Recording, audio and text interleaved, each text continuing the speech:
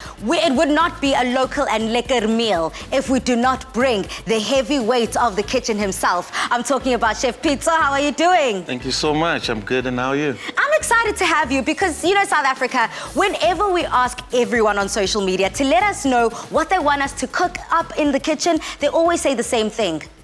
Tell us. Okay, so today we have African cuisine, and I brought the best. I have iskopo, and I have amanina, and I have pap, and I have spinach.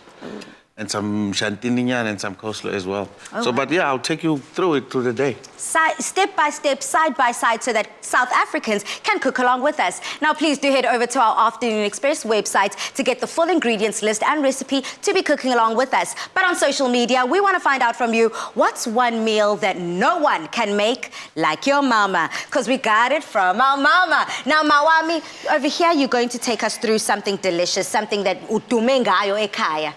And what is that? My savory pap. Okay. Okay, so what elements are we going to incorporate within your savory pap that makes it not an ordinary normal pap?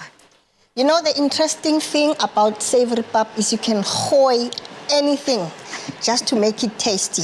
So with my savory pap, I'm gonna use red pepper, yellow pepper, green pepper, and a bit of carrot with some seasoning and some herbs, just to make it come alive. Vavavoom. A little vavavoom in the Yeah. kitchen. I love that, Mama. So I'm going to ask you to start. I'm going to be chopping away just now. But whilst you're starting on your delicious savory pap that I'm dying to try later, what are you guys going to be doing on this side, Chef Pitso? Scopo, like I said, this is what we call scopo where I come from, but that's cow head and it's deboned. We're also going to do spinach. Yeah. And then, yeah, let's have some fun, Yeah, let's have essentially. Okay, it's all systems go here on our Afternoon Express kitchen. So, you know, Chef Pitso, what I really appreciate about all of your cook-alongs and when you do cook along with us is because you make something that all South Africans love, what we grew up on, as we like to say, we got it from our mama, from umama and ukoko. These are generational recipes that are passed down. But this is special because you're able to now pass down your wisdom to our viewers. Definitely. And you know, like, I mean, I can say this to you. The reason I started this business was also because it's something that I know. And then when I came to Cape Town, I realized, like, people in Cape Town are actually neglecting this part of the of this cuisine. This cuisine was actually neglected. So I took it upon myself now to make sure that everyone enjoys what we enjoyed growing up. Absolutely, I love that. So I just had to get another knife here because this one ain't working for me. But what is working is Dumi. Dumi, how's it going? You can see my eyes are tearing up because always when I'm in the kitchen, you know, I like to chop it up. And I'm getting very, very joyful. These are tears of joy, I promise, South Africa.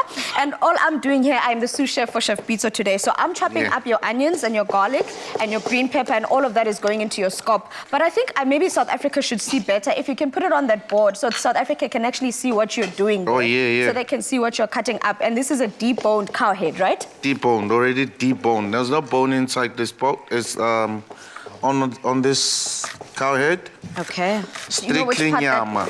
Yeah, it's the head. Like, I mean, there's the cheekbones and all other stuff that goes with it.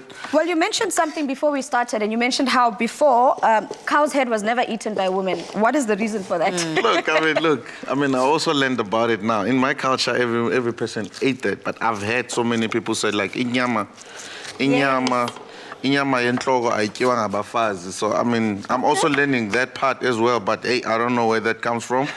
But I think it's something that has to do with traditions. But I think it's men trying to eat meat without...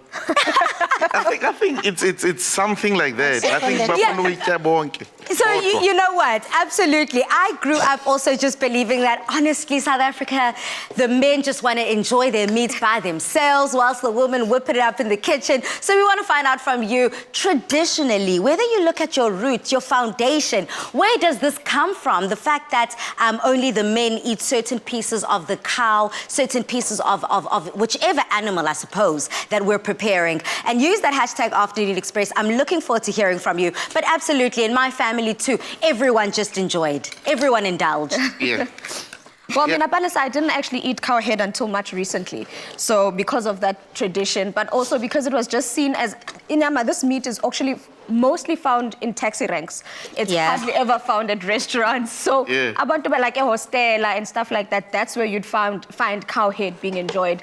But I think you need to run us through what you're doing, Pete, so exactly what you're doing, your meat, how you prepare it, because most people don't actually prepare it at home. Oh. So maybe give us the steps on how you're preparing it. Oh, and- okay. Now, like, I mean, the head is already washed. Yeah? Normally, you wash it like Yeah. in a bowl, a big bowl. Okay. But now this is already washed, and then also you use maybe a knife, but I prefer to use like a scissor because a scissor is much more convenient for me. Okay. Yeah, and yeah, so this iskopo, let me just call it. It's very hard to find, especially in Cape Town. Yeah. You know, so luckily for me, I have like a supplier that gives me this. But it's hard to find. Like, I mean, for restaurants to have inyama and hloko, it's very hard. So You know, Pito, the thing that I really appreciate about being in the kitchen, it gets certain people rather emotional. Is it the emotion that the food is bringing up, or is it because mama's in the kitchen? Dumza. It's a whole lot of everything, Palesa. I mean, we're preparing something that's traditional to abantu baseKasi. You know, if you're Yeah. from eKasi, you know inyama yenhloko. Ipap is something that's standard, you know, and we're also making cow heel. So I feel a bit, it feels a bit surreal, ukuthi, man. I feel like I'm back in Soweto right now. And I've got mommy in the kitchen with me, so it just makes a whole lot of sense to me today. Gotta love it, honey. Gotta love it. Now, South Africa, you know, we have been trying to find out from you on social media, talking about things that make you feel nostalgic and make you miss home. What are some of the meals that you feel like no one can prepare better than your mother? For me, I've got such a number of foods and meals. But Mama, what do you think that when you make it just as a step above the rest? My meat. Your meat? Yeah. Oh, I can attest think- to that. I think she went to school and learned about meat, but I cook better meat than her. Wow, that's a call out. Well, I have to agree with you. I mean, I had the pleasure of tasting your lamb chops on that Monday show that we debuted Umama on our show, and it was absolutely delicious. But right now, you're quite far into making ipapa lako, ma. So how's it going? What's the consistency looking like there? Almost done. Okay. A few more minutes, then our pap will be ready. Okay, stunning. And whilst we're doing that and making sure that the pap is coming together in the way that we want it to, we're just chopping up here our peppers so we can add it all into the pap once it's done. Yeah. And your guys' side, how's the meat going? this takes a little bit longer, by the way. It takes a little bit long, so it's not like something that you can just do in some few seconds or few minutes. You have to be patient with the meat because it takes long to cut and it also takes long to cook. Yeah. So it takes about, like, depending on the cow, the size of the cow, the age of the cow, then it will determine how long you cook it. How long you take in the kitchen. Okay, Yeah. I love that. So whilst we're putting together all the elements of this incredible dish, it seems like the meat is well on its way. Dumi is having tears of joy because the smell and the aromas of this kitchen is just absolutely delectable. And we are holding down the pap station. Now, to get these recipes, just visit www.afternoonexpress.co.za for the steps and the ingredients list. But we have more cooking after these.